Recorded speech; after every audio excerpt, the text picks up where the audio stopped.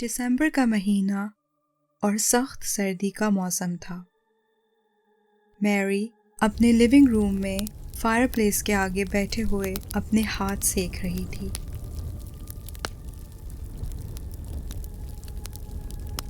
Mary एक writer थी और बहुत अच्छे नॉवेल्स लिखा करती थी। मैरी का सारा ध्यान उसकी कहानी में लगा हुआ था। वो बहुत गौर से अपनी कहानी लिख रही थी। शाम का वक्त था, -2 टेम्परेचर था और ठंडी यख हवाएं चल रही थी।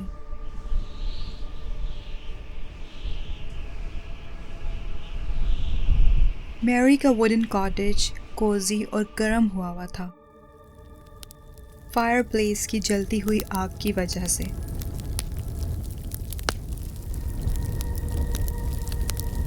मैरी को नेचर से बहुत लगाव था। वो आबादी से दूर पहाड़ी के ऊपर एक कॉटेज में रहना पसंद करती थी।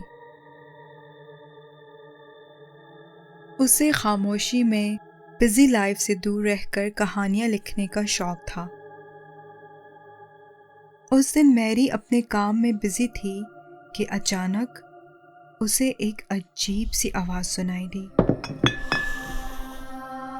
मैरी का ध्यान उसकी कहानी से हटा और उसने मुंह उठाकर अपने इर्द गिर्द चारों तरफ देखा। उसे कुछ समझ नहीं आया कि ये आवाज़ कहाँ से आई। उसे लगा कि उसका वुडन कॉटेज है, तो बाहर मौसम और सर्द तेज हवाओं की वजह से शायद उसके वुडन फ्लोर से आवाज़ आई हो। वो बेझिझक होकर फिर से अपने काम में बिजी हो गई। थोड़ी देर गुजरी ही थी कि फिर से एक जोरदार अजीब सी आवाज़ आई। मैरी चौंक गई और फौरन से अपने हाथ से पेन और कॉपी नीचे फेंककर खड़ी हो गई और अपने इर्द गिर्द देखने लगी। मैरी थोड़ा सा परेशान हो गई कि ये आवाज़ कहाँ से आ रही है। थोड़ी देर बाद फिर से उसे आवाज़ सुनाई दी। उसने फौरन से दाईं तरफ टॉयलेट की ओर देखा और सीधा टॉयलेट की तरफ चल पड़ी। टॉयलेट का दरवाज़ा खोला और लाइट ऑन की तो उसने देखा कि टॉयलेट की खिड़की खुली हुई थी। उसने हंस के कहा, ओफो, ये खिड़की खुली हुई थी, इसकी वजह से मैं ऐसे ही डर गई। सारी मेरी कंसंट्रेशन ख़राब हो गई। अच्छा भला स्टोरी के क्लाइमेक्स पर थी। अब फिर से रीथिंक करना पड़ेगा। मैरी ने टॉयलेट की खिड़की बंद की, लाइट ऑफ की और दरवाज़ा क्लोज कर वापस लिविंग रूम में आ गई। उसने अपनी चाय का कप उठाया और फायरप्लेस के आगे खड़े होकर अपनी चाय एंजॉय करने लगी।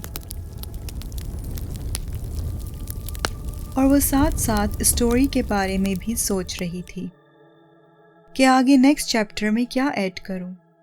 अभी मैरी स्टोरी के बारे में सोच ही रही थी कि अचानक दरवाजे पर दस्तक हुई।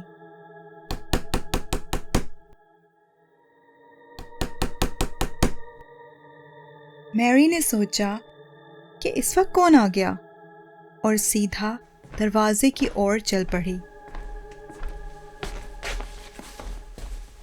उसने दरवाज़ा खोला तो देखा कि सामने एक लड़की खड़ी हुई है जिसकी उम्र तकरीबन 20-22 साल होगी और उसने काफ़ी साफ सुथरे सफ़ेद रंग के सादे से कमीज शलवार पहने हुए थे। वो लड़की मैरी को देखकर मुस्कुराते हुए बोली, madam, how are you? Mary ने मुस्कुराते हुए कहा, आई एम गुड। वेल, आप कौन हैं और इस वक्त यहाँ क्या कर रही हैं? वो लड़की बोली, मैं सेल्स गर्ल हूँ।